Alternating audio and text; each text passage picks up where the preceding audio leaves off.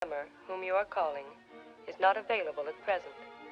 If you wish to leave a record of your call, please state your message at the sound of the tone. Good evening, Mr. Hammer.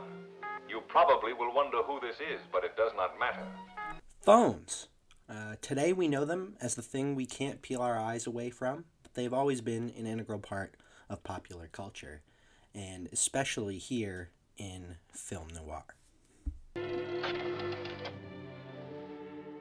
The switchboard as a symbol emphasizes the simultaneity of interconnectedness but also distance, how everyone in the film noir diegesis assumes that they are not connected to anyone else, but in reality, film noir asserts that they very much are.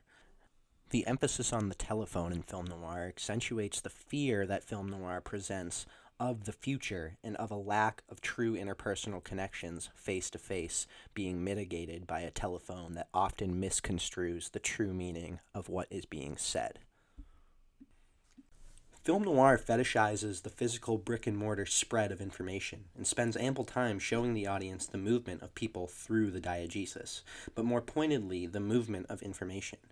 DOA calls attention directly to the false security of information received over the phone.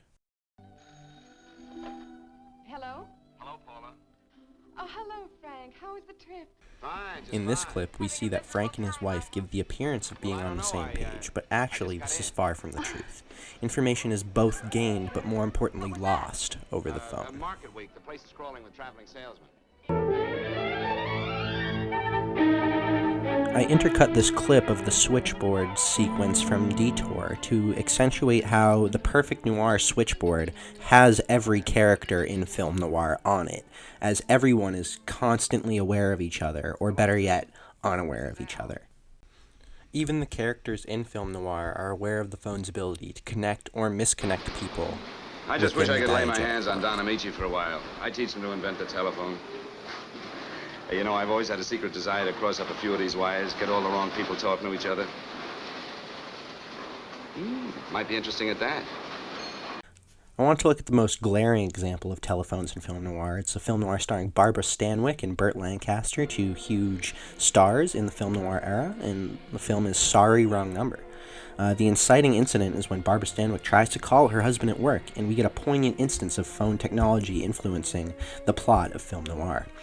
The fear of technology of phones is perpetuated into the role it serves to the plot in the spread of information. The phone in Sorry, Wrong Number is a portal into a new world. Barbara Stanwyck's famous for her ultimate femme fatale role in Double Indemnity as Phyllis Dietrichson. Here is on the other end of the feedback loop. Receiving partial information over the phone of a potential crime is exactly the paranoia that noir asserts as the zest of life. Stanwyck is seen on the other side of the phone in this instance, and the telephone is central to how the plot runs through her. What would you do if you listened in on a crime being planned? This is the panic that noir enjoys inciting in its audience. Oh, hello. Who is this? I forgot to ask you. Still don't want to use the gun? But make it quick. Our client says he doesn't wish to make us suffer long. Okay, George, don't worry. There won't be any slip-up. You know me. The actual physical object of a telephone can also influence the diegesis. The violence follows the information, as the phone in this sequence from Out of the Past shows us how phone calls can be used to both disrupt the schemes of the private investigator and the everyday lives of the oblivious bystanders who answer the calls from the evil masterminds. To go a step further, the telephone and the information it brings is perceived as a murder weapon, and the overall potential of someone calling and reporting the crimes you are doing behind the scenes is the true fear of any good noir manipulator.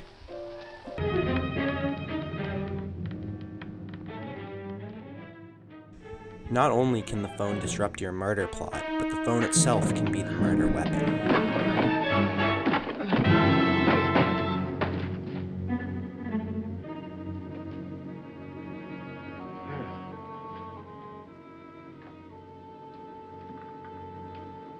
In this clip, I overlaid a passage of text from Sorry, Wrong Number that explains how powerful the technology of a telephone is, over the speech of Keyes, where he is completely oblivious to the manipulation happening over the phone, even though he's describing how meticulous one must be when investigating.